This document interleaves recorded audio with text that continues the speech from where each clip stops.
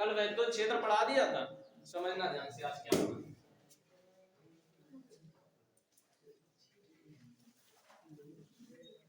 कल वैद्युत क्षेत्र में हमने तुम्हें क्या बताया था कि हमने एक परीक्षण आवेश लिया था। क्या लिया था?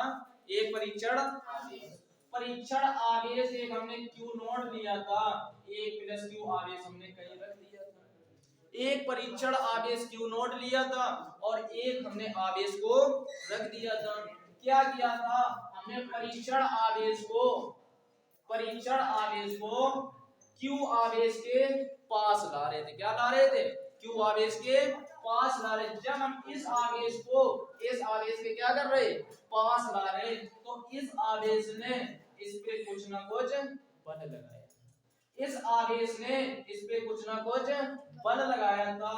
वही जहां पर ये बल लगने लगता है वहीं पर विद्युत क्षेत्र होता है। यानी जहां पर ये बल का अनुभव करने लगे वहीं पर क्या है? विद्युत क्षेत्र। समझना ध्यान से। परीक्षण आवेश की जब हमने विद्युत क्षेत्र पता कर लिया तो विद्युत क्षेत्र की तीव्रता कैसे निकालते हैं समझना।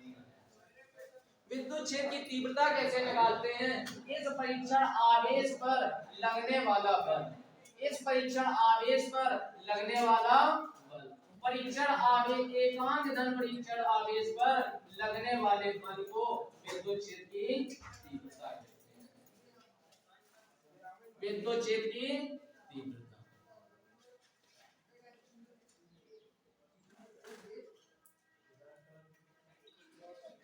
क्या होगी? विद्युत क्षेत्र की तीव्रता यानी एकांक परीक्षण आवेश पर लगने वाला बल, और तीव्रता को E से प्रदर्शित करते हैं। किससे प्रदर्शित करते हैं? E से। इस आवेश एकांक धन परीक्षण आवेश पर लगने वाला बल यानी यहाँ का फार्मूला इसका क्या बनता है? E बराबर L बटे।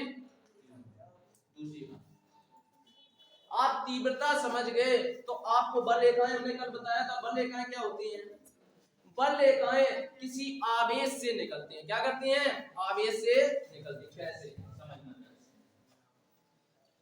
जैसे एक हमने आवेश प्लस Q लिया। क्या लिया? Plus Q। प्लस Q आवेश से विद्युत बल रेखाएं कहां की ओर निकलती हैं? बाहर की ओर। प्लस Q आवेश से बल रेखाएं बाहर की ओर निकलती हैं। माइनस Q आवेश में बल रेखाएं इंटर करती है, यानी माइनस Q आवेश में बल रेखाएं अंदर की ओर, प्लस Q आवेश में बल रेखाएं बाहर की ओर और माइनस Q आवेश में बल रेखाएं अंदर की ओर होती है। समझना ध्यान से।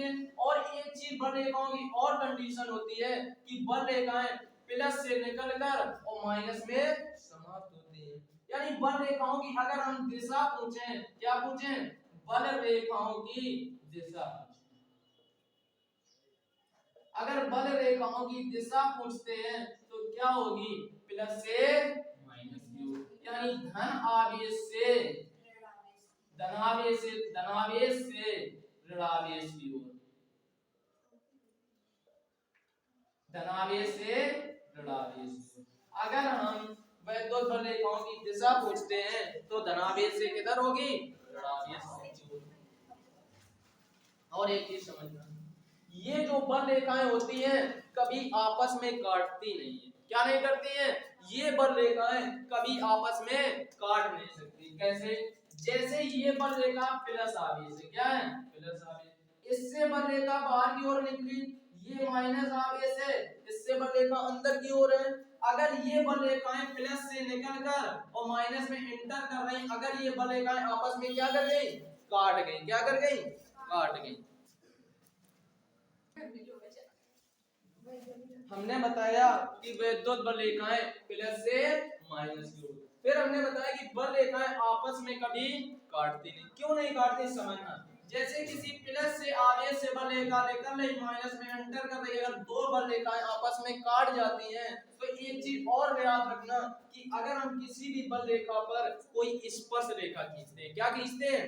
किसी भी बल रेखा पर अगर हम कोई स्पर्श रेखा खींचते हैं, जैसे हमने ये स्पर्श रेखा इस बल रेखा पर खींच दी, तो ये स्पर्श रेखा उस बल पर उस आवेश पर लगने वाली बल की दिशा होगी। क्या होगी? आवेश पर लगने वाले बल की दिशा। अब हमने इस पे जब स्पर्श रेखा खींची तो बल की दिशा इस तरफ हो गई। इस इस रेखा पर हमने स्पर्श रेखा खींची तो बल की दिशा इस तरफ हो गई। अब देखना ध्यान से, एक ही बिंदु पर बल की दो दिशाएं होगी। कितनी हो गई? दो। यानी एक ही बिंदु पर अगर बल की दो दिशाएं हो गई तो ये बात असंभव होती है। क्या होती है? असंभव। यानी एक ही बिंदु पर बल की दो दिशाएं कभी नहीं हो सकती। अगर दो बल रेखाएं आपस में काट रही हैं तो उस बिंदु पर दो स्पर्श रेखाएं होंगी जो कि दो बल की दिशाएं प्रदर्शित करेगा, जो कि क्या है? असंभव है। ये कंडीशन क्या हो जाएगी? असंभव। ये असंभव वाली कंडीशन। एक चीज और समझना, ये जो बल रेखाएं निकलती हैं लंबवत निकलती हैं और लंबवत चलती हैं। ये बल रेखाओं की कंडीशन होगी। किसकी होगी? विद्युत क्षेत्र में हमने तुम्हें क्या बताया? ये बल रेखाओं की कंडीशन। अगर हम विद्युत क्षेत्र की तीव्रता बोले, क्या बोले? विद्युत क्षेत्र की तीव्रता। हमने बताया विद्युत क्षेत्र की तीव्रता क्या होती है कि एकांक धन परीक्षण आवेश पर लगने वाली बल ही विद्युत क्षेत्र की तीव्रता कहते हैं। एकांक धन परीक्षण आवेश, जैसे हमने ये Q आवेश ले लिया, एक धन परीक्षण आवेश हमने Q नॉट ले लिया।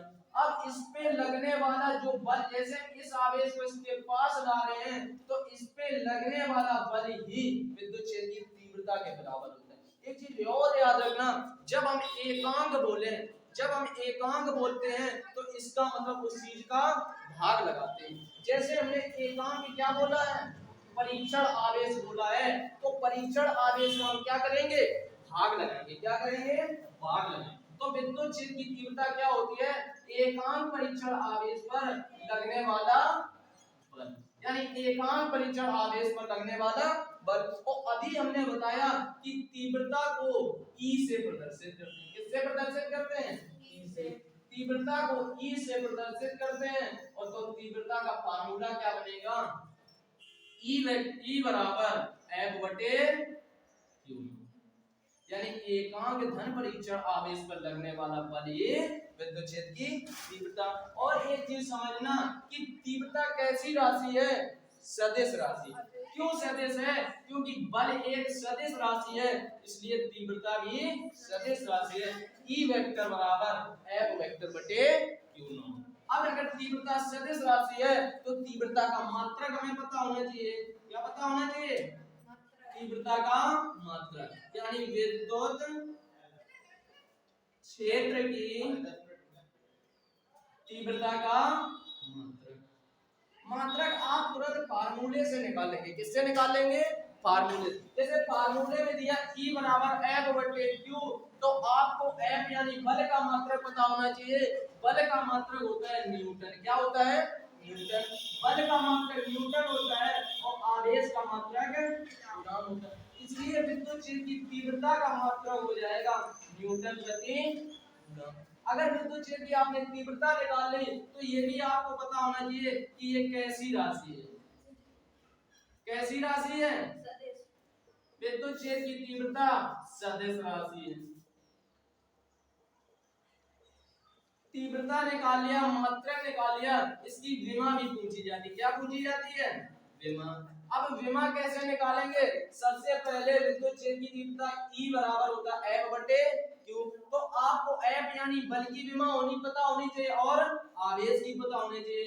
बल की विमा हमने आपको बताया था क्या होती है? mLT-2। ये बल की विमा होती है। किसकी होती है? बल की विमा। कल वाली वीडियो में बताया था बल की विमा क्या होती है। अगर हमने बल की विमा बता दी, आवेश की विमा भी हम बता चुके। किसकी विमा बता चुके? आवेश पढ़ाया था, आवेश की भी विमा बता चुके। Q बराबर होता है IT, यानी T और A क्या होती है? TA। आवेश की विमा TA, बल की विमा mLT-2। विमा रख दो फार्मूले में, सॉल्व हो जाएगा। F की विमा mLT-2, mLT-2। आवेश की विमा होती है TA। क्या होती है? TA। सॉल्व कर लो। m ऊपर है। देखना एक चीज और याद रखना, विमा लिखने का रूप भी आपको पता होना चाहिए। कैसा होता है विमा लिखने का रूप? हमेशा विमा किसके रूप में लिखी जाती है? mLTA के रूप में। किसके रूप में? mL। और विमा हमेशा ब्रैकेट में लिखी जाती है कैपिटल वाले, यानी बड़े ब्रैकेट में विमा लिखी जाती है। और एक चीज इस पे घातें जो लगी हो लगा देना, ए बी सी डी। अगर जो घातें लगी हो लगा देना और नहीं लगी हो तो छोड़ देना। अगर कोई घात नहीं लगी इसका मतलब उस पे कोई घात नहीं है, तो उस पे घात कितनी होगी, एक घात होगी। कितनी होती है, एक। अगर हम देखना ध्यान से m ऊपर एक है और कोई n है तो m को सॉल्व करें तो m ही रहेगा। अब देखना ध्यान n भी एक है तो n भी एक ही रहेगा। p ये प्लस का 1 है ऊपर जाएगा तो माइनस का 1 हो जाएगा। ऑलरेडी माइनस की 2 लिखी है तो माइनस की 1 और माइनस की 2 कितनी हो गई, माइनस की 3 हो गई। और ये a है प्लस का 1 है ऊपर जाएगा तो माइनस, यानी विमा हो गई किसकी, विद्युत क्षेत्र की तीव्रता की विमा ml t - 3 a - 1। विद्युत क्षेत्र की तीव्रता की विमा क्या हो गई, ml t - 3 a - 1। समझ में आई हो वीडियो? तो वीडियो को लाइक जरूर करें और चैनल को सब्सक्राइब करें। पसंद आए डेली वीडियो एक नेक्स्ट कल मिलेगी, और पिछली वाली वीडियो अगर आपने नहीं देखी है तो उसको भी देख लेना। जय